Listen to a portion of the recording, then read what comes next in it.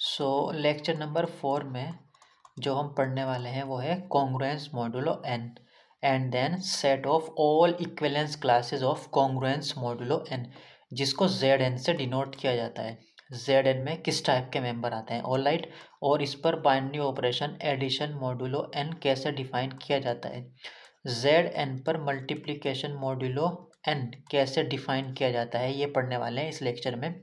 उसके बाद 10 to 15 examples देखेंगे उन जैसे लास्ट लेक्चर में जो हमने किया था ना, लेक्चर नंबर 3 में एग्जाम्पल्स में देखा था हमने कौन सी कम्यूटेटिव लॉ होल्ड हो रही है, को किस बाइनरी ऑपरेशन में एसोशिएटिविटी चेक की थी, आइडेंटिटी एलिमेंट चेक किया था और इन्वर्स एलिमेंट हमने चेक किया था। यही हम 10 to 15 एग्जाम्पल्स में इस लेक्चर में भी एंड में देखेंगे, ताकि आपकी अंडरस्टैंडिंग बेटर हो जाए। आप binary operation, commutativity, associativity, identity element और इन्वर्स एलिमेंट के बारे में अच्छे से समझ पाओ, क्योंकि थ्रू आउट ग्रुप थ्योरी हम लोग यही करने वाले हैं। Okay, all right. तो कॉन्ग्रुएंस मॉड्यूलो एंड स्टार्ट करते हैं बेसिक से। Relation on set A, relation from set A to set B क्या होता था, ए क्रॉस बी का आप अगर कोई भी सबसेट लेते हो तो वो कहलाता था relation from set A to set B. अगर आप ए क्रॉस ए का कोई सबसेट लेते हो तो वो कहलाता है relation on set A, right. Relation on set A, relation R on the set A is the subset of the Cartesian product A cross A. A cross A का कोई भी सबसेट लोगे वो कहलाएगा relation on set A, all right.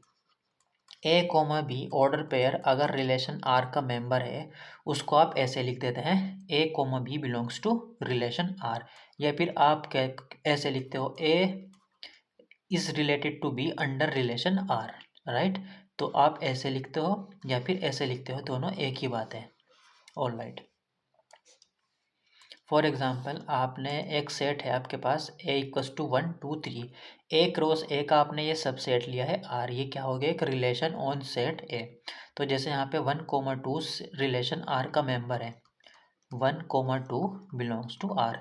इसको आप ऐसे भी लिख सकते थे 1 is related to 2 under R, है ना। तो एक ही बात है, अगर आप ऐसे लिख रहे हो या फिर ऐसे लिख रहे हो, दैट मीन्स 1, 2 रिलेशन आर का मेंबर है, ऑल राइट। फिर आता है इक्विवेलेंस रिलेशन। क्या होता है, ऐसा रिलेशन जो रिफ्लेक्सिव भी हो, सिमेट्रिक भी हो और ट्रांजिटिव भी हो, right. A relation R on set A is called an equivalence relation if it is satisfy the following 3 properties, reflexive, symmetric and transitive. Reflexive का मतलब क्या हो, every element should relate to it's self, right. Every element for all A belongs to capital A comma A belongs to R. Symmetric क्या होता है, if A comma B, obviously यहाँ पर A not equals to B होगा, ए comma B type का अगर relation are से कोई एलिमेंट बिलोंग करता है तो बी कोमा ए का भी अगर कर जाए, बी कोमा ए भी अगर रिलेशन आर का मेंबर हो जाए तो उसको कहते हैं सिमेट्रिक। जैसे हमने लास्ट एग्जांपल में देखा था 1, 2 बिलोंग कर रहा है आर से, बट 2, 1 ये ए कोमा बी टाइप का एलिमेंट है ना, ये तो आर का मेंबर है इस रिलेशन आर का, बट बी कोमा है, that means 2, 1 does not belongs to relation R, that means ये रिलेशन सिमेट्रिक नहीं है। सिमेट्रिक तभी होगा whenever A comma B type का एलिमेंट अगर रिलेशन आर का मेंबर है तो बी कोमा ए भी रिलेशन आर में बिलोंग करना चाहिए, ऑल राइट। ट्रांजिटिव क्या होता है, if A comma B belongs to R and B comma C belongs to R. अगर आपको रिलेशन आर में दो एलिमेंट इस टाइप के नज़र आते हैं, इसका सेकंड कंपोनेंट इसका फर्स्ट कंपोनेंट इक्वल है ना, A comma B belongs to R, B comma C belongs to R, तो ए कोमा सी भी आर से बिलोंग करना चाहिए, that mean A should related to C. तो उस रिलेशन को कहते हैं ट्रांजिटिव, ऑल राइट। ये सब आप लोग क्लास 12 से पढ़ते आ रहे हैं, right. Set theory, number theory में भी आप लोगों ने काफ़ी पढ़ा है। यहाँ पे मैं जस्ट रिवाइज करा रहा हूँ ताकि आपको कॉन्ग्रुएंस मॉड्यूलो एन आसान रहे, बेटर समझ आए चीज़ें। एग्जाम्पल के थ्रू समझाया गया है इक्विवेलेंस रिलेशन को। सेट ए आपके पास है 1, 2, 3, 4, define a relation capital R by A related to B, that means A comma B relation R का मेंबर तभी होगा, दैट मीन्स ये जब ये कंडीशन सेटिस्फाई होती है। आप ऐसे भी कह सकते हो ए कोमा बी रिलेशन आर में वही ऑर्डर पेयर आएंगे, है ना, ए बी से रिलेट वही करेगा जब ये कंडीशन सेटिस्फाई होती है। इसका मतलब ये होता है A related to B if and only if A and B have the same parity, that means या तो दोनों इवन हो ए और बी, या फिर दोनों ऑड नंबर हो, ठीक है ना। तो वही ऑर्डर पेयर आएंगे इस रिलेशन आर में, A and B have this same parity, right. तो देखते हैं कौन से सेट है आपके पास 1 2 3 4। तो या तो दोनों ऑड हो या फिर दोनों इवन नंबर हो। 1,1 बिल्कुल आएगा क्योंकि दोनों ऑड है। 2,2 दोनों इवन है। 3,3 दोनों ऑड है। 4,4 दोनों इवन नंबर है। 1,2 1 ऑड नंबर है, 2 इज इवन नंबर, तो 1,2 नहीं आएगा।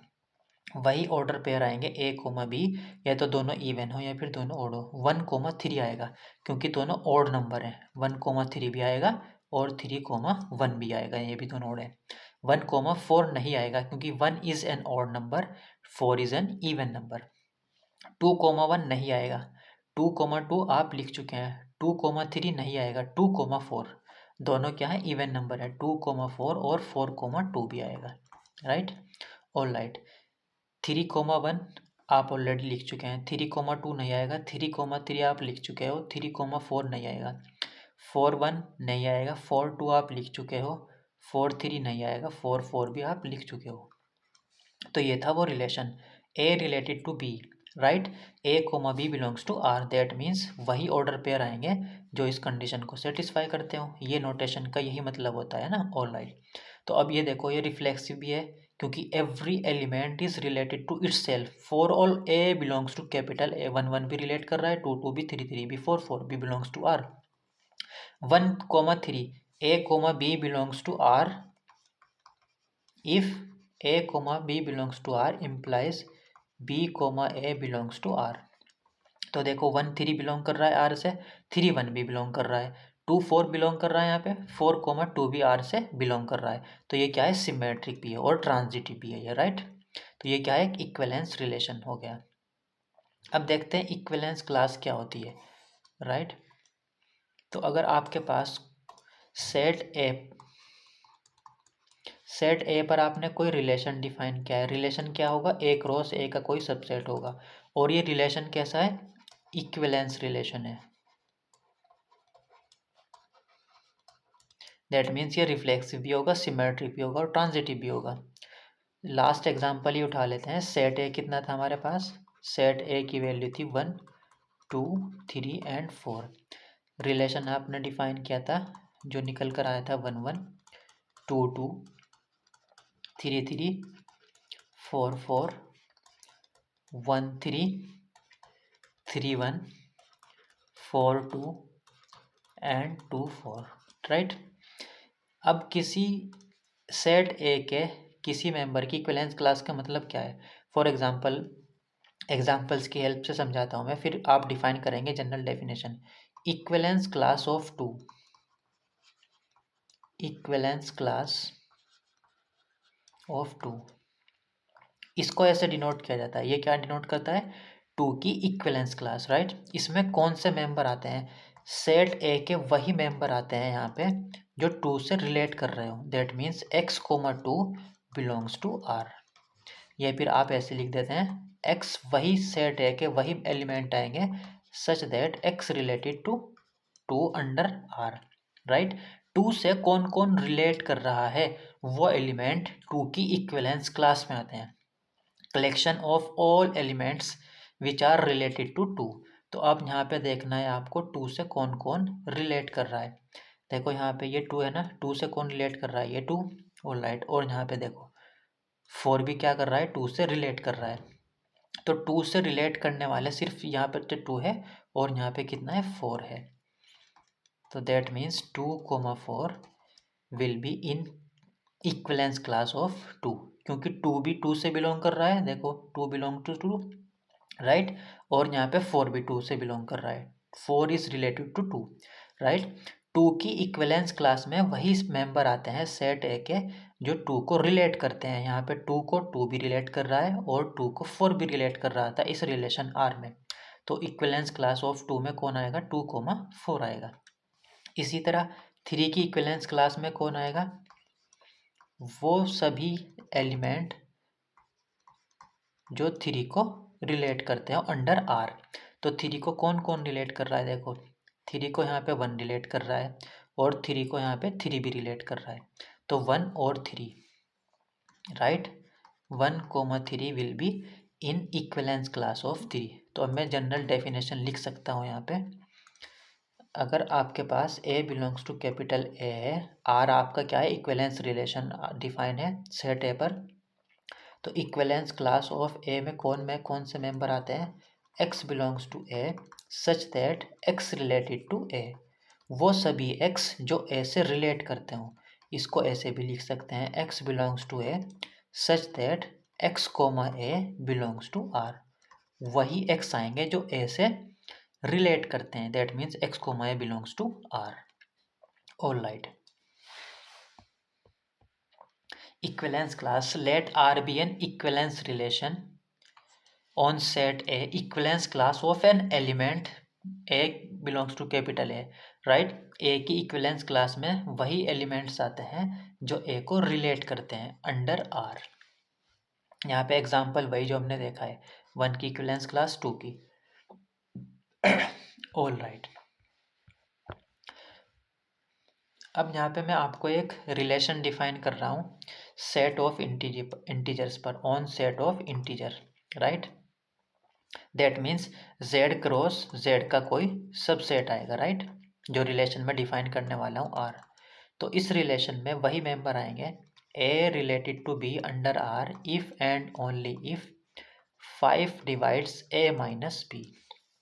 या आप इसको ऐसे भी लिख सकते हैं, रिलेशन R में वही ऑर्डर पेयर आएंगे Z क्रॉस Z के वही मेंबर आएंगे सच दैट 5 डिवाइड करता हो A माइनस B को। इन दोनों का डिफरेंस अगर 5 से डिविजिबल है तो वही ऑर्डर पेयर आएंगे, ठीक है। और A कोमा B कहाँ से आएंगे, इंटीजर से, क्योंकि सेट ऑफ इंटीजर पर आप डिफाइन कर रहे हैं। तो कौन से ऑर्डर पेयर नज़र आ रहे हैं आपको यहाँ पे, जिनका डिफरेंस 5 से डिविजिबल होगा। तो ऐसे तो काफ़ी इंटीजर आएंगे, फिर भी एक दो आप कैसे देख सकते हैं, 5,5 भी आएगा, क्योंकि 5 और 5 का डिफरेंस जब आप करोगे कितना आएगा, 0, और 0 5 से डिविजिबल हो जाएगा। तो 5,5 आएगा बिल्कुल। 1,1, 2,2, 3,3 सब आ जाएंगे, राइट। ये तो सब आएंगे ना, 1,1 भी आएगा, 2,2 भी आएगा, क्योंकि इन दोनों का डिफरेंस कितना है, 0, और 0 5 से डिविजिबल भी है। तो ये तो सब आएंगे, इस टाइप के एलिमेंट भी आएंगे।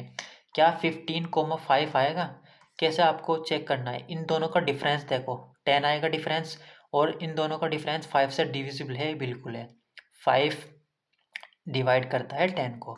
अब देखते हैं 16,4, क्या ये इस सेट रिलेशन R में आएगा जो आपने डिफाइन किया है। तो आपको इन दोनों का डिफरेंस देखना है, कितना है, 12। 12 इज़ नॉट डिविजिबल बाय 5, तो ये नहीं आएगा, 16,4 नहीं आएगा, राइट। तो इसमें काफ़ी बहुत सारे इनफाइनाइटली मैनी ऑर्डर पेयर्स आएंगे, राइट। तो ये रिलेशन सेट ऑफ इंटीजर पर आपने डिफाइन किया था, A is related to B and only 5 divides A minus B। या फिर आप ये कहोगे रिलेशन R में वही ऑर्डर पेयर आएंगे A comma B belongs to R such that 5 divide A minus B, अगर इन दोनों का डिफरेंस 5 से डिविजिबल हो। यही कहलाता है कॉन्ग्रुएंस मॉडुलो n। यहाँ पे आप 5 की जगह कोई भी नेचुरल नंबर ले सकते थे, 2, 3, 4, 5, 6, राइट। तो अगर आप n इक्वल्स टू कोई नेचुरल नंबर फिक्स कर देते हैं, n क्या है, नेचुरल नंबर, जैसे यहाँ पे मैंने 5 फिक्स किया था, तो आप सेट ऑफ इंटीजर पर एक रिलेशन डिफाइन करते हैं, A is related to B under R if and only if इन दोनों का डिफरेंस क्या हो, n से डिविजिबल हो, राइट। इस R रिलेशन को आप ऐसे भी लिख देते हैं, A congruent to B। Relation आप कैसे डिफाइन कर रहे हो, रिलेशन का जो नोटेशन दे दिया आपने वो ये दे दिया है, इक्वल का साइन इस टाइप के, right, 3 straight lines. A related to B, और ये जो n लिखा है ना, इसको कह देते हैं मॉड्यूलो n। ऐसे लिखा जाता है, if and only if n divides A minus B, यही कहलाता है कॉन्ग्रुएंस मॉडुलो n रिलेशन, ठीक है ना। A is related to B, या फिर आप इसको ऐसे भी पढ़ते हो A is congruent to B modulo N. ये कब होगा, ए बी के कॉन्ग्रुएंट मॉड्यूलो एन कब होगा, जब इन दोनों का डिफरेंस एन से डिविजिबल हो, राइट। फॉर एग्जांपल यहाँ पे मैं लिखता हूँ 15 कॉन्ग्रुएंट टू 5 मॉड्यूलो 2। क्या ये ट्रू है? 15 और 5 का डिफरेंस जब करेंगे 10 आएगा, 10 2 से डिविजिबल है, ठीक है। तो that means 15 is congruent to 5 modulo 2। क्या 15 कॉन्ग्रुएंट टू 6 मॉड्यूलो 2 है? क्या ये 15 6 के कॉन्ग्रुएंट है, या फिर आप कहोगे क्या 15 6 से रिलेट करता है मॉड्यूलो 2? अंडर एन आपने यहाँ पे 2 लिया, ठीक है। इन दोनों का डिफरेंस देखो कितना आएगा, 11। 11 इज नॉट डिविजिबल बाय 2, तो 15 is not congruent to 6 modulo 2, right. ये ए रिलेटेड बी की जगह लिखा है यहाँ पे बस, क्योंकि एन एक नंबर फिक्स हो जाता है ना, यहाँ पे आपको एन कोई नेचुरल नंबर आपको फिक्स करना रहता है यहाँ पे।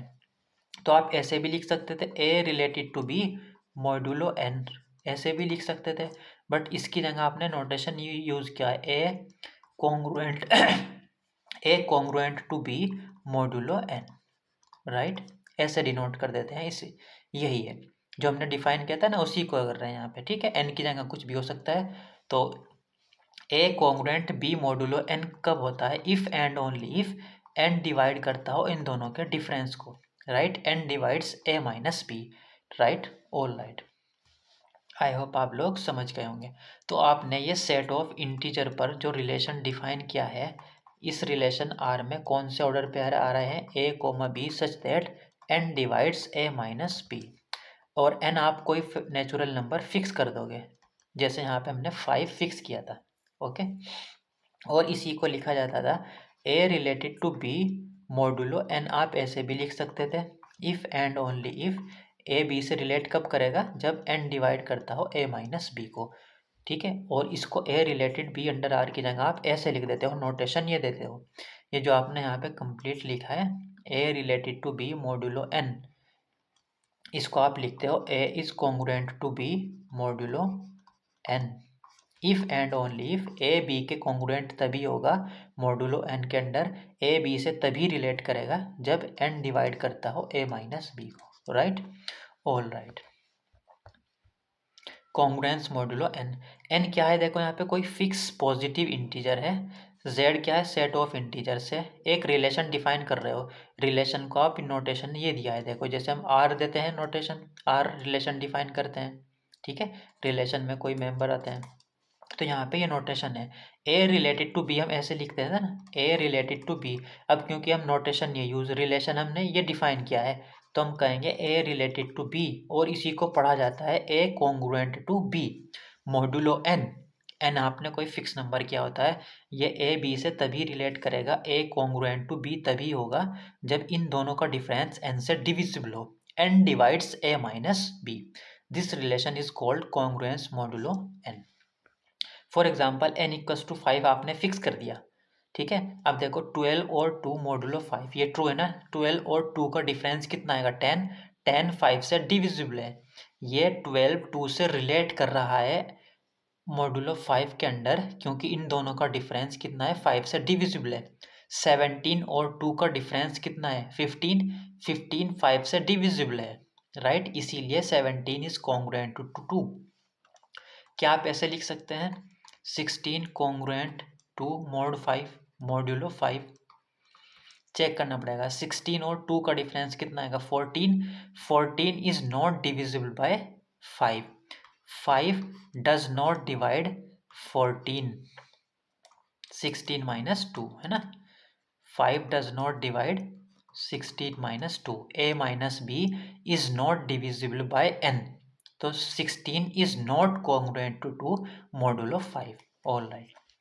अब ये एक इक्विवेलेंस रिलेशन होता है, ये आपने सेट ऑफ इंटीजर पर जो रिलेशन डिफाइन किया है वही ऑर्डर पेयर आ रहे हैं इस रिलेशन में जिनका डिफरेंस एन से डिविजिबल होगा, है ना भाई। ये रिलेशन, इस रिलेशन में कौन आ रहा है, वही ऑर्डर पेयर आएंगे such that N divides A minus B, right, all right, तो ये रिलेशन क्या होता है, इक्विवेलेंस होता है, रिफ्लेक्सिव भी होता है, सिमेट्रिक भी होता है, ट्रांजिटिव भी होता है। देखो ए रिफ्लेक्सिव का मतलब क्या होता है, A comma A should belongs to R. ये आर से कब रिलेट करेगा, जब ये डिफरेंस एन से डिविजिबल होगा।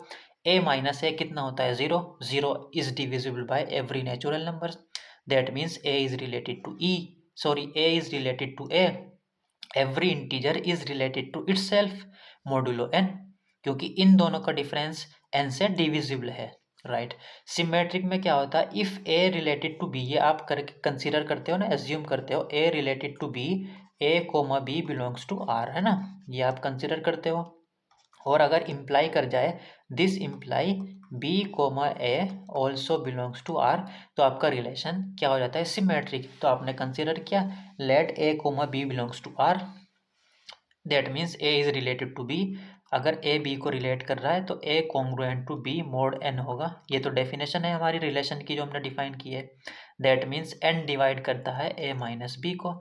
तो अगर यहाँ से आप एन माइनस कॉमन लेने पर कोई फर्क नहीं पड़ेगा ना, क्योंकि देखो 15 इज डिविजिबल बाय 5 और माइनस 15 भी 5 से डिविजिबल है, माइनस से कोई फर्क नहीं पड़ता है डिविजिबिलिटी पर, राइट। तो यहाँ पे आप 15 लिखो, 35 से डिविजिबल होगा, माइनस 15 भी होगा, राइट। तो यहाँ पे अगर मैं माइनस से मल्टीप्लाई कर दूँ तो भी वो डिविजिबल होगा, माइनस से मल्टीप्लाई करने पर B minus A is also divisible by N. तो b और a का डिफरेंस भी n से डिविजिबल है, that means b is congruent to a modulo n, that means b comma a belongs to r। यही तो हमारे रिलेशन की डेफिनेशन थी, ऑलराइट। तो ये क्या है, सिमेट्रिक भी है। इसी तरह ट्रांजिटिव भी होगा। ट्रांजिटिव में क्या होता है, a comma b belongs to r consider किया जाता है and b comma c belongs to r। तो हम देखते हैं क्या a comma c belongs to r है कि नहीं। तो आपने कर लिया, इफ़ कंसिडर कर लिया है ए कॉन्ग्रुएंट टू बी, यही तो हमारे रिलेशन हम ऐसे ही तो डिफाइन कर रहे हैं। ए कोमा बी आर से कब बिलोंग करता है, जब A congruent to B modulo N हो, ऑलराइट। ये भी आपने A comma B belongs to R और B comma C belongs to R, और उनकी डेफिनेशन जो हमने रिलेशन डिफाइन किया था। ए बी के कॉन्ग्रुएंट मतलब एन डिवाइड करता है ए माइनस बी को, B congruent to C that means N divide B minus C, इन दोनों का डिफरेंस। अगर एन इसको भी डिवाइड करता है, एन इस नंबर को भी डिवाइड करता है, तो एन इनके सम को भी डिवाइड करेगा। एन डिवाइड ए माइनस बी प्लस, ये तो रिजल्ट पढ़ा होगा आपने नंबर थ्योरी में काफ़ी बार, राइट। तो ये डिफरेंस ये cancel out, A minus C, N divides A minus C, that means A और सी का डिफरेंस क्या है, एन से डिविजिबल है, that means A is congruent to C modulo N, right. That means A comma C belongs to R, A is related to C, ऐसे भी कह देते हैं। तो कॉन्ग्रुएंस मॉडुलो एन क्या है, एक इक्विवेलेंस रिलेशन है, क्योंकि सिर्फ रिफ्लेक्सिव भी है, सिमेट्रिक भी और ट्रांजिटिव भी है। तो इसके एलिमेंट कहाँ से आते हैं, ए कोमा बी, ए और बी कहाँ से आते हैं, इंटीजर से बिलोंग करते हैं, क्योंकि आपने सेट ऑफ इंटीजर पर डिफाइन किया था। तो रिलेशन जेड क्रॉस जेड का कोई सबसेट ही तो होता है। ए और बी कहाँ से आते हैं, इंटीजर से आते हैं। तो इक्विवेलेंस क्लास भी होगी हर एक इंटीजर की, है ना। तो अब इक्विवेलेंस क्लास देखते हैं, with the help of example समझते हैं, with the help of example. तो for example n equals to 5 आपने फिक्स किया है, राइट, ठीक है। तो देखो यहाँ पे अगर हम लिखते हैं 5 congruent to 5 modulo n modulo 5, n की जगह तो हमने 5 फिक्स कर दिया ना, ऑलराइट। जैसे यहाँ पे 15 लिखते हैं, 15 5 मॉड्यूलो 5, ओके। चल इसको 5 को रहने देते हैं, क्योंकि हमने n इक्वल्स टू 5 फिक्स कर दिया ना। यहाँ पे कुछ और एलिमेंट लिखते हैं, यहाँ पे लिख लेते हैं 1 कॉन्ग्रुएंट टू 1, इन दोनों का डिफरेंस कितना आएगा, 0, 0 इज डिविजिबल बाय 5, ऑलराइट। अब यहाँ पे लिखते हैं 6 1, 6 और 1 का डिफरेंस कितना है, 5, 5 इज डिविजिबल बाय 5, ऑलराइट। यहाँ पे लिखते हैं 11 1, इन दोनों का डिफरेंस कितना आएगा, 10, और 10 is also divisible by 5, right. तो यहाँ पे आप ध्यान से देखो 1 से कौन कौन रिलेट कर रहा है, 1 भी रिलेट कर रहा है, 6 भी, 11 भी, इसी तरह करते जाएंगे ना। तो 1 की इक्विवेलेंस क्लास में क्या आता है, अभी हमने डेफिनेशन पढ़ी है, वही एलिमेंट आएंगे सेट ए के, सेट ए है यहाँ पर integer, such that x related to 1, वही तो एलिमेंट आएंगे, वही इंटीजर्स आएंगे जो 1 को रिलेट कर रहे हो। अंडर दिस रिलेशन, यहाँ पे कॉन्ग्रुएंस मॉडुलो एन हम रिलेशन डिफाइन किया हमने। तो वन से तो देखो काफ़ी बहुत सारे इंटीजर्स रिलेट कर जाएंगे। तो वन से कौन कौन रिलेट कर रहा है, वन से वन भी रिलेट कर रहा है, क्योंकि ये डिफरेंस क्या है, 5 से डिविजिबल है। एन की जगह आपने 5 फिक्स कर दिया था। 6 भी वन से रिलेट कर रहा है तो 6 भी आएगा, और 11 भी आएगा। 11 भी वन से रिलेट कर रहा है, क्योंकि 11 और 1 का डिफरेंस होगा 10, 10 इज डिविजिबल 5। इसी तरह 16 भी वन से डिविजिबल होगा, सॉरी वन से रिलेट होगा। क्यों, क्योंकि 16 और 1 का जो डिफरेंस आएगा वो आएगा 15, और 15 इज डिविजिबल बाय 5। ठीक है, ऑल राइट। इसी तरह -4 भी तो वन से रिलेट करेगा। -4 इज कॉन्ग्रुएंट टू 1 मॉडुलो 5, ये ट्रू है कि नहीं। इन दोनों का डिफरेंस कितना आएगा, -4 -1 equals to -5, -5 is also divisible by 5। Okay, तो -4 भी आएगा। और कौन आएगा, -9 भी आएगा, क्योंकि -9 इज कॉन्ग्रुएंट टू 1, इन दोनों का डिफरेंस -10 आएगा, और -10 5 से डिविजिबल है, राइट। तो -9 भी इसी तरह ये आते जाएंगे सभी। तो अगर आपको पैटर्न नज़र आएगा तो यहाँ पे क्या हो रहा है, वन में क्या ऐड कर रहे हो आप, वन की इक्विवेलेंस क्लास में, जैसे यहाँ पे 1 है, 1 को आप क्या लिख सकते हो, 1 कैन बी रिटन एज 1 + 5 × 0। और नेक्स्ट क्या है, 6 है, 6 can be written as 1 + 5 × 1। Next है 11, 11 कैन बी रिटन एज 1 + 5 × 2। 5 ये कहाँ से आया, आपने फिक्स किया था यहाँ पे, राइट। अब -4, -4 कैन बी रिटन एज 1 + 5 × -1। देखो यहाँ पे इसी तरह सब एलिमेंट आ रहे हैं, ये 1 की इक्विवेलेंस क्लास में ये एलिमेंट आ रहे हैं। तो आपको एक पैटर्न नज़र आ रहा होगा, देखो 1 की इक्विवेलेंस क्लास थी ना, तो 1 की इक्विवेलेंस क्लास में 1 + 5, 5 कहाँ से है, जो आपने फिक्स किया था n को 5, और ये रन कर रहा है इंटीजर पर, -1 0 1 2 3 4। तो 1 + 5 के type where k belongs to integer, ये 1 की इक्विवेलेंस क्लास में आ रहे हैं जब आपने n = 5 फिक्स किया है। तो कॉन्ग्रुएंस मॉडुलो n, अगर n के लिए हम देखें, n यहाँ पे कितना था, हमने 5 फिक्स किया था, तो n को अगर जनरल लेते हैं तो a बिलोंग्स टू कोई इंटीजर है, तो a की इक्विवेलेंस क्लास में कौन आएगा, a की इक्विवेलेंस क्लास में आएगा a + n × k टाइप के एलिमेंट आएंगे, यही तो आएंगे, देखो k बिलोंग्स टू इंटीजर। इसी को आपने जनरलाइज कर दिया। 1 की इक्विवेलेंस क्लास में हमने with the help of example समझा था, 1 + 5 × इंटीजर पर ये रन कर रहा था, ये सब एलिमेंट आ रहे थे इनफाइनाइटली मैनी मेंबर्स, है ना। तो n अगर आप जनरल लेते हो, n कोई फिक्स नंबर, तो यहाँ पे n × k आएगा ना, a यहाँ पे स्टार्टिंग में आ जाएगा। ऑल राइट, जैसे 1 की इक्विवेलेंस क्लास में 1 आ रहा था स्टार्टिंग में, इसी तरह a की इक्विवेलेंस क्लास में आएगा +n × k। That means n, a में आप क्या ऐड कर रहे हो, ए में आप n के मल्टीपल्स ऐड कर रहे हो, n आप जो भी फिक्स करोगे। तो फॉर एग्जांपल अगर मैं n = 6 फिक्स कर देता हूँ और 2 की इक्विवेलेंस क्लास निकालनी है मुझे, तो 2 से कौन कौन रिलेट करेगा, 2 + 6 × k such that k belongs to integer. k को रन कराते जाएंगे, आपको 2 की इक्विवेलेंस क्लास मिल जाएगी, राइट, ऑल राइट। तो Zn क्या होता है, अब Zn देख लेते हैं। Zn होता है कलेक्शन ऑफ ऑल, या फिर आप कहोगे set of all equivalence class congruence modulo n।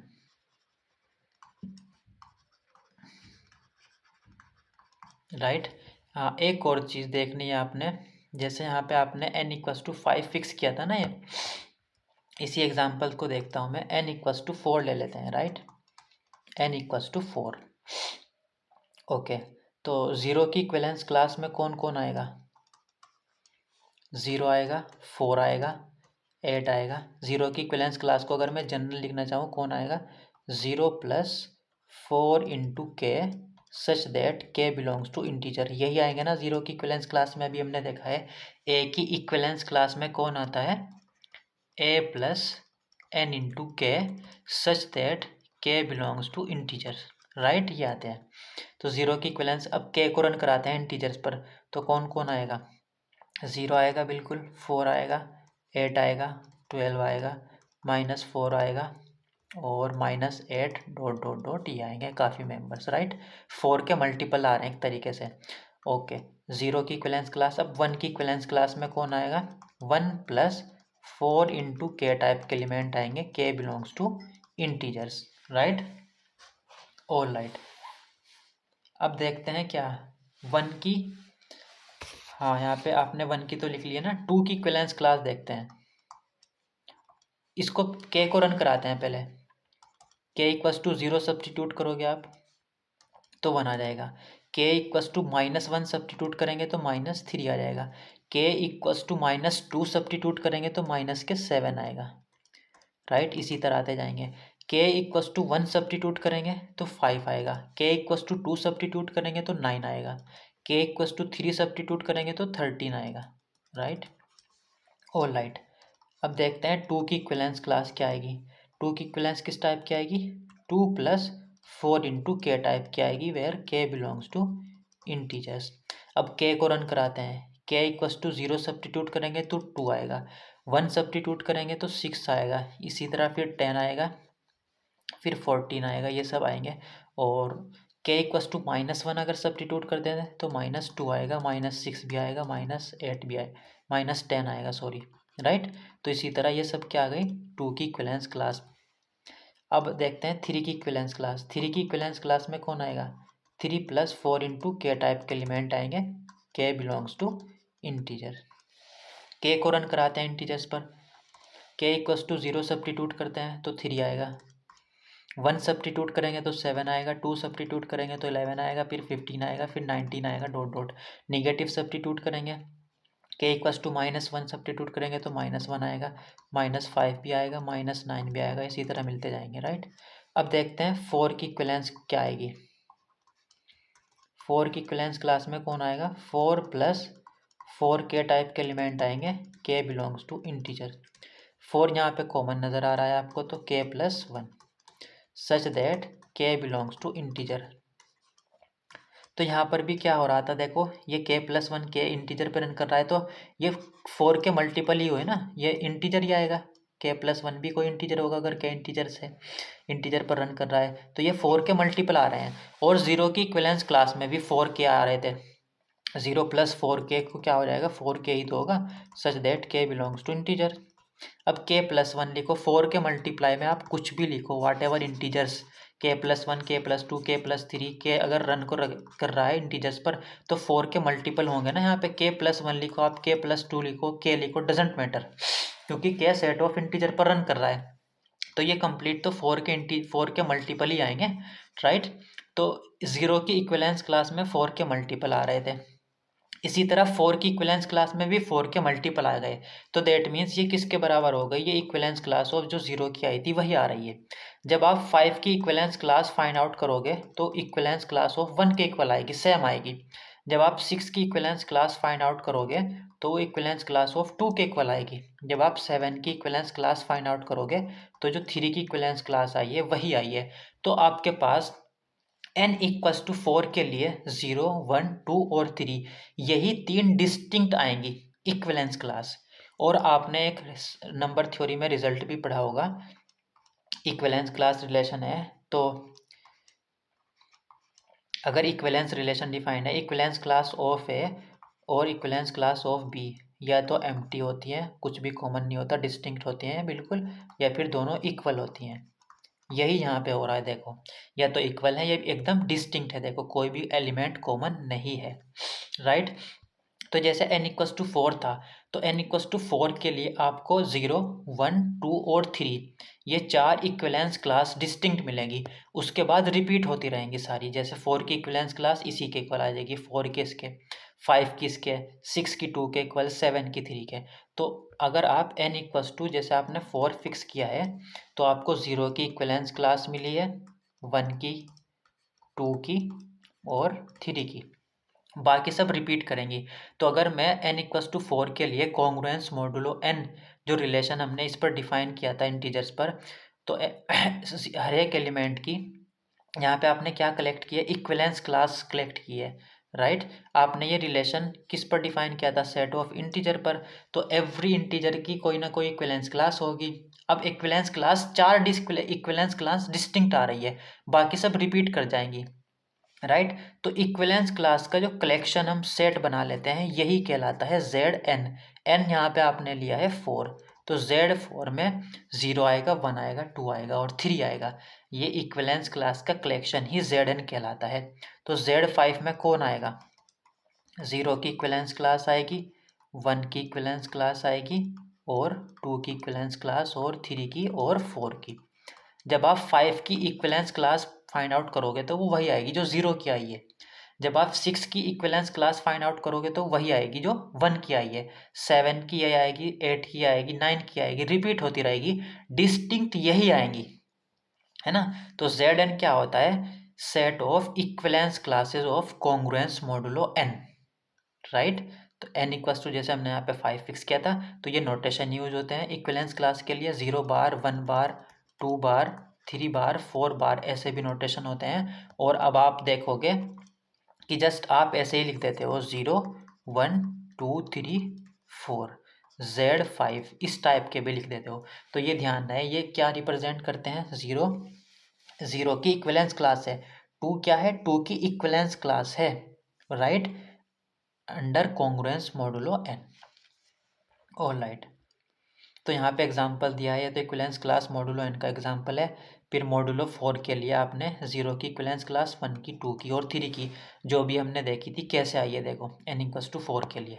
Alright, set of all congruence modulo, all congruence classes modulo N, Z N, N के लिए जितनी भी कॉन्ग्रुएंस मॉडुलो क्लासेस होती हैं उनका कलेक्शन ही कहलाता है जेड एन। जैसे Z5 में कौन आएगा? 0 की इक्विवेलेंस क्लास, 1 की इक्विवेलेंस क्लास, 2 की, 3 की और 4 की। क्योंकि जब आप 5 की इक्विवेलेंस क्लास फाइंड आउट करोगे तो वही आएगी जो 0 की आई है। और सेट में तो कौन आता है? डिस्टिंक्ट आते हैं। जब आप 6 की फाइंड आउट करोगे तो वही आएगी जो 1 की आई है, राइट। तो आप सेट में कौन लेते हो? सिर्फ डिस्टिंक्ट लेते हो। तो आपने सिर्फ और सिर्फ डिस्टिंक्ट का कलेक्शन लिया। तो Z5 में कौन आएगा? 0 1 2 3 4 की इक्विवेलेंस क्लास का कलेक्शन, ठीक है।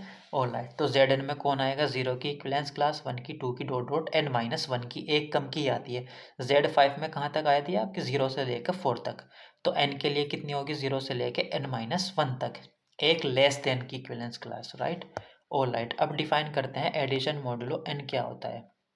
इसकी ज़रूरत नहीं है आपको। Why do we study the set of congruence model, ये नंबर थ्योरी, सेट थ्योरी में पढ़ने की ज़रूरत है। अब आपको आइडिया लग गया होगा कि जेड एन के मेंबर कहाँ से आए हैं, कैसे आए हैं, ये क्या रिप्रेजेंट करते हैं। ऑलराइट, अब एडिशन मॉडुलो एन डिफाइन करते हैं। एडिशन मॉडुलो एन, ये binary operation on Z N पर आप कैसे डिफाइन करते हो। ऑलराइट, तो जेड एन, और ये नोटेशन होता है सेट ऑफ, इस पर आप कैसे डिफाइन करते हो? A related to B, sorry, A star B, और स्टार की जगह आप नोटेशन यूज करते हो, ये यूज करते हो A addition modulo N B, right. कैसे डिफाइन किया जाता है जेड एन पर? जेड एन में कौन आता है? जेड एन सेट में आएगा आप 0 1 2 dot dot dot n minus 1 तक आएंगे एलिमेंट्स, राइट। और राइट, तो binary operation A star B set पर कैसे डिफाइन किया जाता है? Addition modulo N. A operate, जब ए और बी को ऑपरेट करते हैं, ए और बी ऐसे लिखते हैं ना, स्टार की जगह, स्टार की जगह यूज कर रहे हैं ये नोटेशन, एडिशन मॉडुलो एन पढ़ा जाता है इसको। कभी कभी आपको ऐसे भी मिलेगा देखने पर, ये कुछ बुक्स में नोटेशन ऐसे भी होगा, ए स्टार बी भी लिख सकते हैं, बट आपको मेंशन करना पड़ेगा आप क्या डिफाइन कर रहे हो। तो इसका आंसर कितना आता है? जैसे आप बाइनरी ऑपरेशन डिफाइन करते हो ना सेट ऑफ इंटीजर पर, A star B equals to A plus B minus A into B, इस तरीके से डिफाइन करते हो। तो ये कैसे डिफाइन किया जाता है ये देखते हैं। ये आता है रिमाइंडर, रिमाइंडर कब? When n divides a plus B, जब a प्लस बी n से डिवाइड करते हैं तो जो रिमाइंडर बचता है वो रिजल्ट आता है। एग्जाम्पल्स के थ्रू समझते हैं। तो फॉर एग्जाम्पल Z6 ले लेते हैं। Z6 में कौन आएगा? 0 1 2 3 4 5 ये एलिमेंट्स आएंगे। तो 4 एडिशन मोडुलो 6 5, 4 और 5 को आप कैसे ऑपरेट करोगे अंडर एडिशन मोडुलो 6, राइट। एन की जगह यहाँ पे हमने कितना लिया है, 6 लिया है। तो पहले आप 4 और 5 को ऐड करते हैं। 4 + 5 कितना हो जाएगा, 9। 9 को 6 से डिवाइड करने पर जो रिमाइंडर आता है कितना आएगा, 3, राइट। All right. तो 3 एडिशन मोडुलो 6 5 ये कितना आएगा, 5 और 3 को ऐड करते हैं कितना होगा, 8। 8 को 6 से डिवाइड करने पर कितना आएगा, 2। 2 एडिशन मोडुलो 6 5। 2 और 5 को कैसे ऑपरेट करेंगे अंडर एडिशन मोडुलो 6। तो 5 और 2 को ऐड कर देते हैं, 7 आएगा। 7 को जब आप 6 से डिवाइड करोगे तो 1 रिमाइंडर आएगा। All right. और देखते हैं 1 एडिशन मोडुलो 6 2 कितना आएगा, 1 और 2 को ऐड करोगे आप कितना आएगा, 3। 3 को जब डिवाइड करोगे 6 से तो रिमाइंडर कितना आएगा, 3 आएगा। जब 6 से डिवाइड करते हैं 3 को तो रिमाइंडर 3 आएगा ना। ऑल राइट, ठीक है। तो 2 एडिशन मोडुलो 6 3 कितना आएगा, 2 और 3 कितना हो जाएगा, 5। जब 5 को आप 6 से डिवाइड करोगे तो रिमाइंडर कितना आएगा, 5 ही आएगा, ठीक है। तो इस तरीके से आप एडिशन मोडुलो n डिफाइन करते हो। तो ये क्या आता है, A*B A addition modulo n B A addition modulo n B। A और बी को आप ऐसे ऑपरेट करते हो, किसके इक्वल आता है, रिमाइंडर आता है ये किसका, जब आप a + b को n से डिवाइड करते हो। n तो आपने फिक्स किया हुआ है ना, जैसे यहाँ पे n = 6 आपने फिक्स किया था। तो किन्हीं भी दो एलिमेंट को, इस सेट के दो एलिमेंट को आप कैसे ऑपरेट करते हो, उन दोनों का सम 6 से डिवाइड करोगे और जो रिमाइंडर आएगा डिवाइड करने पर वो आता है फाइनल रिजल्ट। एक और आपने यहाँ पे ऑब्जर्व की होगी बात, ऑब्जर्वेशन क्या है, ऑब्जर्वेशन देखो 3 कैसा है, 4 + 5 कितना होगा, 8 सॉरी 9, 9 - 6, 4 + 5 - 6 लिख सकते हैं ना 3 को। 5 + 3 कितना हो जाएगा, 8।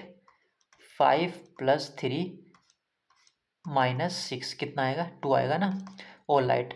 5 + 2 7, 7 में से 6 को माइनस करेंगे तो आपका आंसर आ जाएगा 1। तो जब आप ये सम 6 से ग्रेटर हो जाता है, n से ग्रेटर हो जाता है, तो ये आंसर कितना आ जाता है, a + b में से n को माइनस कर देते हैं। कब, जब a + b इन दोनों का सम n से ग्रेटर हो जाए, ये होता है, ठीक है। तो देखो यहाँ पे जब आपने देखा 5 + 4 n कितना होगा, 9। 9 ग्रेटर है 6 से, यानी कि इन दोनों का सम n से अगर ग्रेटर हो जाए तो जो फाइनल रिजल्ट आएगा a + b में से इसको माइनस कर देते हो आप। इन दोनों को ऐड किया आपने, 6 को माइनस किया। अब यहाँ पे देखो 1 + 2 कितना होता है, 3। 3 तो ग्रेटर नहीं होता है ना 6 से, तो एज इट इज आ जाता है। तो एज इट इज रहेगा, a + b ही आएगा आंसर जब a + b लेस देन होगा n से, ठीक है। तो a addition modulo n, b को आप कैसे डिफाइन करते हो, ये a + b - n के इक्वल आएगा when a + b greater than equals to n हो जाए, और a + b ही आएगा when a + b less than n होगा। आप रिमाइंडर के थ्रू भी वही आंसर आएगा और ये भी एक ही बात है। ये रिमाइंडर की डेफिनेशन ही है एक्चुअली, ठीक है ना। तो अगर आपको Z18 सेट गिवन है, कौन कौन आएगा इसमें, 0 1 2 डॉट डॉट अप टू 17 तक आएगा। तो आपको 16 + 17 एडिशन मोडुलो 18 के रिगार्डिंग इन दोनों को ऑपरेट कराना है। तो कितना आएगा आंसर, 16 + 17 कितना होता है, 16 और 17 को जब आप ऐड कर दोगे 33। 33 को 18 से डिवाइड करेंगे तो जो रिमाइंडर आता है, यही तो डेफिनेशन है। या फिर आप देखो इन दोनों का सम 18 से ग्रेटर आ रहा है, तो जब ग्रेटर आता है n से तो a + b में से n को माइनस कर देते हैं। यही तो है डेफिनेशन, a + b - n आपका फाइनल आंसर आता है। तो इसको माइनस करेंगे कितना आएगा, 16 - 18 - 2 आ जाएगा, और 17 - 2 दैट मीन्स 15 आ जाएगा, राइट। ऑल राइट, ऐसे भी कर सकते हैं। या फिर वही 18 से जब आप किसको डिवाइड करोगे, 16 + 17 को, जो रिमाइंडर आएगा वो आता है फाइनल आंसर। ऑल राइट, ठीक है, तो एडिशन मॉडुलो n आप इस तरीके से डिफाइन करते हो। इसी तरह मल्टीप्लिकेशन मॉडुलो डिफाइन करते हो, multiplication modulo n, multiplication modulo n Z N पर ही डिफाइन किया जाता है। जेड एन में कौन आता है, 0 1 2 3 डॉट डॉट n माइनस 1। तो ए मल्टीप्लिकेशन मॉडुलो को आप ऐसे नोटेशन दे देते हो, राइट, ए स्टार बी की जगह आप ये यूज़ करते हो, ए मल्टीप्लिकेशन मॉडुलो एन बी। इसमें कौन आता है, इसमें रिमाइंडर ही आएगा, बट रिमाइंडर कब, जब n डिवाइड करेगा a इंटू बी को। जैसे एडिशन मॉडुलो में n डिवाइड करता था a प्लस बी को, तो जो रिमाइंडर आता था वो होता था फाइनल रिजल्ट हमारा, a और b को ऑपरेट करने पर, कंबाइन करने पर, है ना। यहाँ पे मल्टीप्लिकेशन मॉडुलो में जब n डिवाइड करेगा आपका a इंटू बी को, तो रिमाइंडर जो भी आएगा वो आएगा इन दोनों का combination, right. For example Z6 ले लेते हैं, Z6 में कौन आएगा, 0 1 2 3 4 एंड 5। तो आपको निकालना है 4 मल्टीप्लिकेशन मॉडुलो 6, 5 की वैल्यू निकालनी है आपको।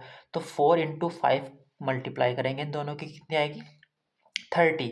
30 को आप 6 से डिवाइड करोगे तो जो रिमाइंडर आता है सॉरी 20 आएगा ना, 4 इंटू 5 20 आएगा। 20 को जब आप 6 से डिवाइड करोगे तो कितना आएगा, 2 रिमाइंडर आएगा, है ना। 4 इंटू 5 20 आएगा, 20 को 6 से डिवाइड करोगे तो रिमाइंडर 2 आएगा। इसी तरह 3 मल्टीप्लिकेशन मॉडुलो 6 और 4, इन दोनों को कंबाइन कराओगे, इन दोनों को ऑपरेट कराओगे तो कितना आएगा रिजल्ट, 3 इंटू 4 की मल्टीप्लाई करेंगे कितना आएगा, 12। 12 को 6 से डिवाइड करेंगे तो रिमाइंडर कितना आएगा, 0, क्योंकि कंप्लीट डिविजिबल हो जाता है। 2 और 4 को ऑपरेट करना है हमें अंडर मल्टीप्लिकेशन मॉडुलो 6, तो कितना आएगा, 4 और 2 की मल्टीप्लाई 8 आएगा, 8 को 6 से डिवाइड करेंगे तो कितना आएगा, रिमाइंडर 2, है ना। ऑल राइट, 0 मल्टीप्लिकेशन मॉडुलो 6 3 कितना आएगा, 0 और 3 की मल्टीप्लाई करेंगे 0 आएगा, 0 को 6 से डिवाइड करने पर रिमाइंडर भी कितना आएगा, 0 ही आएगा। ऑल राइट, 2 और 3 को करते हैं, कितना आएगा, 2 और 3 की मल्टीप्लाई करते हैं 6 आएगा, 6 को 6 से डिवाइड करने पर रिमाइंडर आएगा 0। Okay, all right. तो इस तरीके से आप मल्टीप्लिकेशन मॉडुलो n डिफाइन करते हो set of integer, sorry set of Zn पर। Zn क्या, कौन सा सेट होता है, set of equivalence classes of congruence modulo n। ठीक है, यह भी हमने पढ़ चुके हैं। ये इसमें कौन से मेंबर आए हैं, ये 0 वो सिंपल इंटीजर नहीं है, यहाँ पे 0 की इक्विवेलेंस क्लास है, राइट, अंडर मॉडुलो n। कैसे आई है ये हम देख चुके हैं। तो एक एडिशन मॉडुलो था आपका ये, और एक था मल्टीप्लिकेशन मॉडुलो। अब देखते हैं Zn under addition modulo n identity element क्या होता है। यहाँ पे एसोसिएटिविटी भी होगा ये, क्योंकि जब आप a n b addition modulo n c की वैल्यू फाइंड आउट करोगे और a एडिशन मॉडुलो b उसको ऑपरेट करोगे एडिशन मॉडुलो n c के साथ, तो ये वैल्यू इक्वल आएगी। ये आपने ट्राई करना है खुद से। ऑल राइट, तो ये एसोसिएटिव भी होता है। अब देखते हैं क्या कम्यूटेटिव होता है कि नहीं है। A addition modulo n b की वैल्यू कितनी आती है, रिमाइंडर आता है, ये किसके इक्वल आता है, remainder when n divides a plus b। तो b addition modulo n a किसके इक्वल आएगा, ये किसके इक्वल आएगा, remainder when n divides b plus a। अब n a प्लस b को डिवाइड अगर करता है या फिर एन बी प्लस ए को डिवाइड करता है तो रिमाइंडर तो सेम ही आएगा ना। ए प्लस बी को डिवाइड करो या बी प्लस ए को, दैट मीन्स ये सेम ही हुए ना दोनों। तो that means A addition modulo N B equals to B addition modulo N A के इक्वल है, right, for all A comma B belongs to Z N. तो ये क्या है, कम्यूटेटिव भी है, एसोसिएटिव भी है, Z N under addition modulo, और कम्यूटेटिव भी है। अब देखते हैं क्या आइडेंटिटी एलिमेंट एग्जिस्ट करता है या नहीं। क्या डेफिनेशन है, if there exist an element E belongs to that set A star E, sorry यहाँ पे आएगा A star E equals to E star A equals to A for all A belongs to set A, ठीक है। If there exist E belongs to set A such that, ये condition अगर satisfy होती है तो E is called the identity element. तो अब आपको देखना है is there any identity element belongs to Z N such that A addition modulo N E equals to E addition modulo N A equals to A ही हो जाए। क्या ऐसा आइडेंटिटी ई आपको मिल जाए? बिल्कुल। ई इक्वल्स टू अगर आप ज़ीरो ले लेते हैं तो ऑपरेट करो, देखो ए एडिशन मॉडुलो एन ज़ीरो, ए प्लस ज़ीरो को एन से डिवाइड करेंगे ए ही तो आएगा, क्योंकि ए तो हमेशा एन से छोटा ही आता है। ए कहाँ से होगा?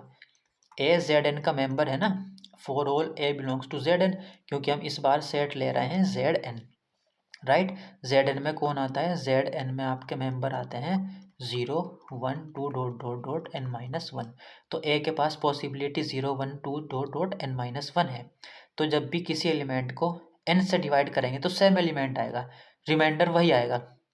जैसे 2 डिवाइड करेगा, फॉर एग्जांपल Z6 ले लेते हैं, Z6 में कौन आएगा? 0 से लेकर 5 तक। तो अगर आप 5 को 6 से डिवाइड करते हैं तो रिमाइंडर 5 ही आएगा ना। 4 को 6 से डिवाइड करेंगे 4 ही आएगा, सेम आ जाएगा, क्योंकि इसमें जब आप n को फिक्स करते हो इस सेट में 6 से लेस देन एलिमेंट आते हैं, तो जब आप 6 से डिवाइड करोगे तो एज इट इज़ आएगा, रिमाइंडर वही आ जाएगा, राइट। तो A addition modulo n 0 equals to A ही आएगा, ओके, ऑल राइट। क्योंकि a क्या है? n से छोटा है, तो जब आप a को n से डिवाइड करोगे तो रिमाइंडर a ही आएगा। क्यों? क्योंकि a is less than n, all right. तो ये बेसिक सी चीज़ें हैं। और zero addition modulo n a की वैल्यू फाइंड आउट करते हैं तो वो कितनी आएगी? 0 plus a, 0 plus a means a को n से डिवाइड करेंगे a ही आएगा। तो देखो a की वैल्यू आप कुछ भी चूज करते हो, for all a belongs to Z N के लिए ट्रू हो रहा है। तो आइडेंटिटी एलिमेंट क्या हो गया यहाँ पे? 0, ऑल राइट। तो Z N has an identity element. अब देखते हैं इनवर्स एलिमेंट, मल्टीप्लिकेशन मॉडुलो में भी देख लेते हैं। तो पहले जेड एन में इनवर्स एलिमेंट की बात कर लेते हैं। इनवर्स एलिमेंट की क्या होती है? B is called inverse element of A if A star B equals to B star A equals to identity element मिल जाए तो बी ए का इनवर्स कहलाता है ना। ये थी inverse definition of an element A. A क्या थे यहाँ पे? कोई मेंबर जेड एन का होगा। तो अब आपने देखना है, एज्यूम कर लेते हैं A star B equals to identity कितनी आई है निकल कर? हमारी 0 है। तो ए की ए स्टार बी आप कैसे डिफाइन कर रहे हो? A addition modulo N B equals to 0। 0 मतलब ये फाइनल रिजल्ट क्या होता है? ये रिमाइंडर होता है। जब आप ए प्लस बी को एन से डिवाइड करते हो तो रिमाइंडर आता है ये। तो दैट मीन्स अगर आपको रिमाइंडर 0 चाहिए तो ए प्लस बी डिवाइड करना चाहिए, कंप्लीटली डिविजिबल हो, तभी तो रिमाइंडर 0 आएगा, राइट। भाई अगर आप ये कह रहे हो A addition modulo N B equals to 0, that means जब आप ए प्लस बी को एन से डिवाइड कर रहे हो तो रिमाइंडर 0 आ रहा है। और रिमाइंडर 0 कब आएगा? जब ए प्लस बी कंप्लीटली डिविजिबल हो जाए एन से, राइट, यही ना। तो फॉर एग्जाम्पल की हेल्प से समझ लेते हैं। आपने Z7 लिया है, Z7 में 0 1 2 3 4 5 6 ये एलिमेंट आएंगे। तो मुझे 5 का इन्वर्स एलिमेंट निकालना है। तो 5 एडिशन मॉडुलो n, ये किसके साथ ऑपरेट करूं ताकि मुझे आइडेंटिटी मिल जाए? अब ये यहाँ पे b कितना होगा? b वही n की वैल्यू तो यहाँ पे फिक्स है ना, 7 हमने ली है। तो 5 addition modulo 7 b equals to क्या होना चाहिए? 0। दैट मीन्स जब आप 5 प्लस बी को 7 से डिवाइड करोगे तो कितना आना चाहिए? 0, रिमाइंडर 0 बचना चाहिए। तो बी को मैं क्या चूज करूं ताकि ये सम 7 से डिविजिबल हो जाए? अगर बी की जगह आप 2 चूज करते हो तो देखो 5 प्लस 2 कितना हो जाएगा? 7। 7 को 7 से डिवाइड करेंगे तो रिमाइंडर कितना आएगा? 0। तो बी की पॉसिबल वैल्यू कितनी है यहाँ पे? 2 है, राइट। इसी तरह 6 के लिए देखते हैं। 6 एडिशन मॉड्यूलो 7 में यहाँ पे किसके साथ ऑपरेट करूँ ताकि रिमाइंडर 0 आए। तो देखो अगर यहाँ पे 1 लिखते हो आप, 6 + 1 कितना हो जाएगा 7, 7 को 7 से डिवाइड करोगे तो रिमाइंडर कितना आएगा 0 आएगा कि नहीं, राइट। तो 5 का इन्वर्स एलिमेंट कितना हो गया 2 हो ना, क्योंकि जब आप 5 और 2 को ऑपरेट कर रहे हो तो रिमाइंडर 0 आ रहा है। 6 और 1 को ऑपरेट करो या फिर 1 और 6 को ऑपरेट करो, क्योंकि ये तो कम्यूटेटिव है ना, तो भी रिमाइंडर 0 ही आएगा। तो इन्वर्स एलिमेंट की डेफिनेशन क्या हो रही है, सेटिस्फाई हो रही है। तो 5 का इन्वर्स क्या है 2 है, क्यों, क्योंकि 5*2 2*5 आपको क्या मिल रहा है, आइडेंटिटी एलिमेंट मिल रही है 0, राइट। तो 6 का इन्वर्स क्या है 1 है, क्योंकि 6 और 1 को ऑपरेट करने पर आइडेंटिटी मिल रही है। Okay, all right. अब 3 को देख लेते हैं। 3 एडिशन मॉडुलो 7 यहाँ पे क्या लिया जाए ताकि रिमाइंडर 0 आए। तो देखिए यहाँ पे 4 ले लेते हैं, क्योंकि 3 + 4 कितना हो जाएगा 7, 7 को 7 से डिवाइड करेंगे तो रिमाइंडर 0 आएगा। ठीक है, तो अब आपको क्या पैटर्न नज़र आ रहा है, रिमाइंडर क्या नज़र आ रहा है आपको, देखो 5 का, सॉरी इन्वर्स एलिमेंट 5 का, जब आपने 5 का इन्वर्स फाइंड आउट किया, इन्वर्स एलिमेंट ऑफ 5 कितना आया है 2, 6 का इन्वर्स कितना आया है 1, 3 का इन्वर्स कितना आया है 4, क्योंकि 3 और 4 को ऑपरेट करने पर रिमाइंडर 0 तभी तो आ रहा है। तो 3 + 4 कितना होता है 7, 6 + 1 कितना होता है 7, 5 + 2 कितना होता है 7। तो अगर आप 7 में से 5 को माइनस कर देते हैं तो 5 का इन्वर्स मिल जाएगा आपको। 7 में से अगर आप 6 को माइनस करते हैं तो 6 का इन्वर्स मिल जा रहा है आपको। 7 में से अगर आप 3 को माइनस कर रहे हैं तो 3 का इन्वर्स एलिमेंट मिल जा रहा है आपको 4, है ना, यही आएगा ना। तो यहाँ पे अगर मुझे किसका इन्वर्स एलिमेंट निकालना है, मुझे 2 का इन्वर्स एलिमेंट निकालना है, तो मैं डायरेक्ट निकाल सकता हूँ 7 - 2 = 5 आएगा इन्वर्स एलिमेंट। आप करके भी देख सकते हो, 2 और 5 को ऑपरेट करो, निकाल के देखो आप। 2 एडिशन मॉडुलो 7 5 कितना आएगा, 5 और 2 का ऐड करेंगे कितना आएगा 7, 7 को 7 से डिवाइड करेंगे तो रिमाइंडर 0 आएगा। ठीक है, तो इसका मतलब आपको क्या नज़र आया है, ए का इन्वर्स एलिमेंट, ए कोई आर्बिट्ररी एलिमेंट है Zn का, A belongs to Zn, A addition modulo n, b = 0 तभी होगा, this imply b = n - a। ये अभी हमने देखा है pattern with the help of example. ठीक है, और b क्या है यहाँ पे, a का इन्वर्स है, क्योंकि a इन्वर्स की डेफिनेशन ही तो आपने अप्लाई की है। तो किसी एलिमेंट a का इन्वर्स, a क्या है, कोई Zn का मेंबर से, अंडर एडिशन मॉडुलो n। अगर आप इसको कंप्लीट लिखना चाहो तो हम ऐसे लिखेंगे Zn under addition modulo n, all right. और a कोई Zn का मेंबर है, तो a का जो इन्वर्स होगा वो किसके इक्वल होगा, n - a के इक्वल होगा, ऑल राइट। ठीक है, तो फॉर एग्जांपल अगर Z16 है, Z16 में मुझे 13 का इन्वर्स निकालना है, तो वो किसके इक्वल होगा, n की वैल्यू यहाँ पे 16 है, n - a की वैल्यू यहाँ पे हमने ली है 13 का इन्वर्स निकाल रहे हैं तो 3 होगा, 13 का इन्वर्स Z16 में 3 होगा। ओके, इसी तरह हम किसी भी एलिमेंट का इन्वर्स एलिमेंट फाइंड आउट कर सकते हैं, ऑल राइट। तो इसी तरह मल्टीप्लिकेशन मॉडुलो है, देखो जो हमने देखा था ये भी कम्यूट करता है, क्योंकि a*b किसके इक्वल होगा, a multiplication modulo n, b क्या आता है, remainder when n divides a into b। तो b multiplication modulo n, a कितना आएगा, when n divides b into a। अब आप a इंटू बी को डिवाइड करो या b इंटू ए को डिवाइड करो n से, तो रिमाइंडर तो सेम ही आएगा, तो ये भी कम्यूट करता है। और ये एसोसिएटिव भी होता है, जब आप ये वैल्यू फाइंड आउट करोगे b multiplication modulo n c, ये वैल्यू, और आप वैल्यू फाइंड आउट करोगे a multiplication modulo b multiplication modulo c, ये वैल्यू सेम आएगी, आपने ट्राई करना है। तो ये एसोसिएटिव भी है, कम्यूटेटिव भी है एडिशन की तरह, और यहाँ पे आप इन्वर्स एलिमेंट भी फाइंड आउट कर सकते हैं किसी भी एलिमेंट का, ठीक है। और आइडेंटिटी एलिमेंट यहाँ पे होगी 1, क्योंकि जब आप 1 को किसी के भी साथ ऑपरेट कराओगे लेफ्ट से या राइट से तो वही एलिमेंट आएगा आपका सेम। तो a multiplication modulo 1 = 1 multiplication modulo n a = a ही मिलेगा आपको, देख सकते हैं। ये कैसे डिफाइन होगा, a मल्टीप्लिकेशन मॉडुलो n, यानी कि a इंटू 1 को n से डिवाइड करने पर a ही तो आएगा। a मल्टीप्लिकेशन मॉडुलो 1 की वैल्यू कितनी आएगी, इन दोनों को मल्टीप्लाई करेंगे, ए इंटू वन की मल्टीप्लाई ए आएगी, ए को एन से डिवाइड करेंगे, रिमाइंडर ए ही तो आएगा, क्योंकि ए के पास पॉसिबल वैल्यू एन से छोटी है। जब आप एन से डिवाइड करोगे उससे छोटा नंबर, जैसे एन इक्वल्स टू 10 है, जब आप इससे छोटे नंबर से डिवाइड करोगे 8 को डिवाइड करोगे 10 से, तो रिमाइंडर 8 ही आएगा। जब आप 10 से 7 को डिवाइड करोगे तो 7 ही आएगा रिमाइंडर, है ना, यही आता है। ऑलराइट, तो यहाँ पर रिमाइंडर हमेशा क्या आएगा, ए ही आएगा। क्यों? क्योंकि ए की जो पॉसिबल वैल्यू होती है वो एन से छोटी होती है। एन कहाँ से आता है? सेट का एलिमेंट होता है, ए बिलोंग्स टू जेड एन, और जेड एन में एन से छोटे ही मेंबर होते हैं। तो जब आप ए को एन से डिवाइड करोगे तो ए ही रिमाइंडर आएगा। रिमाइंडर की बात कर रहा हूँ मैं यहाँ पे, है ना। ऑलराइट, तो आइडेंटिटी एलिमेंट कितना हो जाएगा?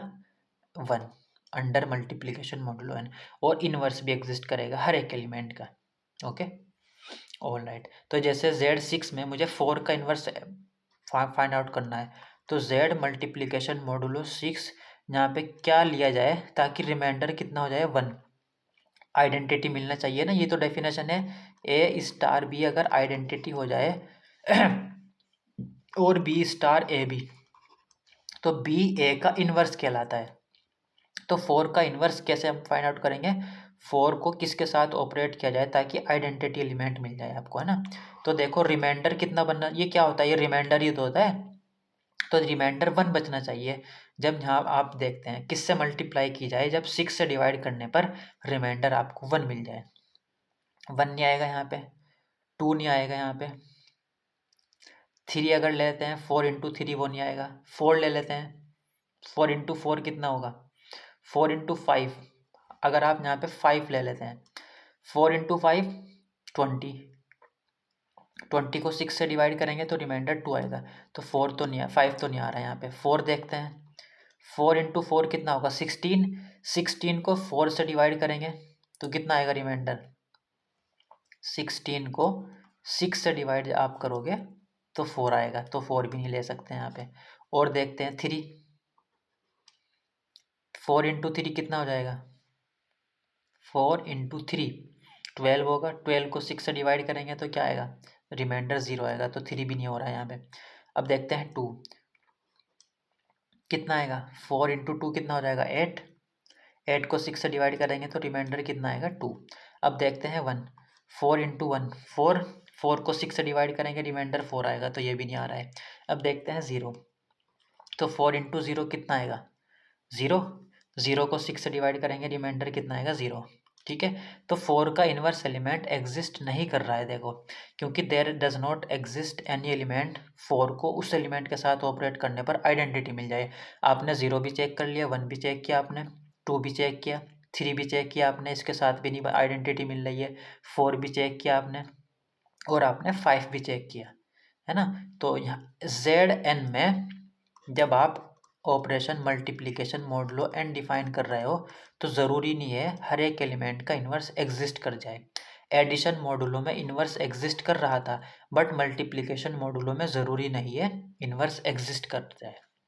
अभी आपने देखा Z6 में 4 का इन्वर्स एलिमेंट एग्जिस्ट नहीं करता है। अब 5 का देख लेते हैं। 5 को किसके साथ ऑपरेट किया जाए एडिशन मल्टीप्लिकेशन मॉडुलो 6 ताकि रिमाइंडर 1 मिल जाए?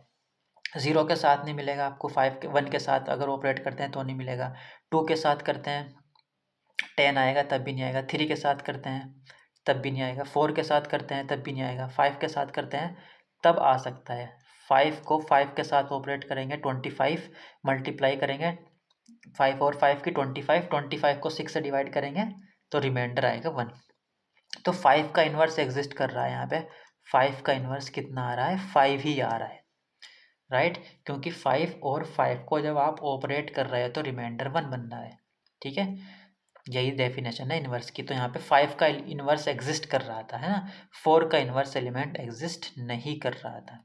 ठीक है, तो मल्टीप्लिकेशन मॉडुलो में ज़रूरी नहीं है हर एक एलिमेंट का इन्वर्स एग्जिस्ट करता हो, बट एडिशन मॉडुलो में हर एक एलिमेंट का इन्वर्स एग्जिस्ट करेगा। और ये आपने यहाँ पे जनरल फॉर्म भी लिखी थी, ये, है ना, कि Z N addition modulo N, A कोई भी आप एलिमेंट लेते हो तो ए का इन्वर्स एन माइनस ए आप डायरेक्ट फाइंड आउट कर सकते हो। जैसे Z16 है, Z16 में 13 का आपको क्या फाइंड आउट करना था, इन्वर्स एलिमेंट फाइंड आउट करना था। तो 13 का इन्वर्स एलिमेंट कितना आएगा, 3, क्योंकि जब आप 3 और 13 और 3 को ऑपरेट करोगे तो कितना आएगा, रिमाइंडर 0 आएगा। ठीक है, यही इन्वर्स की डेफिनेशन है। ऑलराइट, तो ये था मल्टीप्लिकेशन मॉडुलो और एडिशन मॉडुलो एन। इसके बारे में हमने देखा, तो पहले तो हमने क्या देखा था कि जेड एन के मेंबर कहाँ से आते हैं। फिर हमने जेड एन पर 2 ऑपरेशन डिफाइन किए हैं, एडिशन मॉडुलो एन और दूसरा था Z N multiplication modulo N. ये कैसे डिफाइन होता है, A addition modulo N B equals to, यहाँ पर रिमाइंडर आता है when N divides A plus B, right. यहाँ पे क्या आता है, A multiplication modulo N B, यहाँ पर भी remainder when N divides A into B, A और बी का प्रोडक्ट। ठीक है, यहाँ पर किसी एलिमेंट ए का, A belongs to Z N, ए का इन्वर्स क्या होता था, एन माइनस ए होता था डायरेक्ट, और आइडेंटिटी एलिमेंट कितना था यहाँ पे 0। यहाँ पर आइडेंटिटी एलिमेंट कितना है, 1 है। और इन्वर्स में और में नॉट एग्जिस्ट, किसी ए अगर कोई जेड एन का मेंबर है under multiplication modulo A inverse में और में नॉट एग्जिस्ट, यहाँ पे ज़रूरी नहीं है हर एक एलिमेंट का एग्जिस्ट कर जाए। अब ये आपने एग्जाम्पल की हेल्प से भी देखा है। ठीक है, तो ये था जेड एन के बारे में। और ये एसोसिएटिव भी होता है, कम्यूटेटिव होता है, ये भी और ये भी। ठीक है, तो ये कुछ प्रॉपर्टीज़ थी, associativity, commutativity, inverse element exist कर भी सकता है, आइडेंटिटी एलिमेंट, और ऐसे आप इसको डिफाइन करते हो, इसको ऐसे डिफाइन करते हो, identity, inverse element, associativity, commutativity. All right, तो ये था, this is all about Z N. अब हम जेड एन को भी स्टडी करेंगे और कुछ एग्जाम्पल्स भी देखेंगे, राइट। अगर आप ये खुद से करना चाहो, हालांकि ये लेक्चर 3 में मैं करा चुका हूँ, आपको चेक करना है ये सेट किस सेट पर डिफाइन है, ऐसे ऑपरेशन डिफाइन है, आपको चेक करना है कम्यूटेटिविटी, एसोसिएटिविटी और आइडेंटिटी एलिमेंट और इन्वर्स एलिमेंट। ठीक है, ये लेक्चर नंबर 3 में हमने काफ़ी किया है। अगर आप इस लेक्चर में भी कर लोगे तो आपके लिए चीज़ें समझना आसान होंगी आगे, इन्वर्स एलिमेंट देख पाओगे आप, क्योंकि थ्रू आउट आप ग्रुप थ्योरी में यही पढ़ने वाले हो, इन्वर्स एलिमेंट और आइडेंटिटी एलिमेंट, एसोसिएटिविटी और ये। ओके, नेक्स्ट लेक्चर में हम लोग पढ़ेंगे एलजेब्राइक स्ट्रक्चर क्या होते हैं। ठीक है, एलजेब्राइक स्ट्रक्चर क्या होते हैं, groupoid, monoid, semi group, group, commutative group, abelian group, ये सब डेफिनेशन पढ़ेंगे with the help of a lot of examples. Alright, तो इस लेक्चर को यहीं पे एंड करते हैं।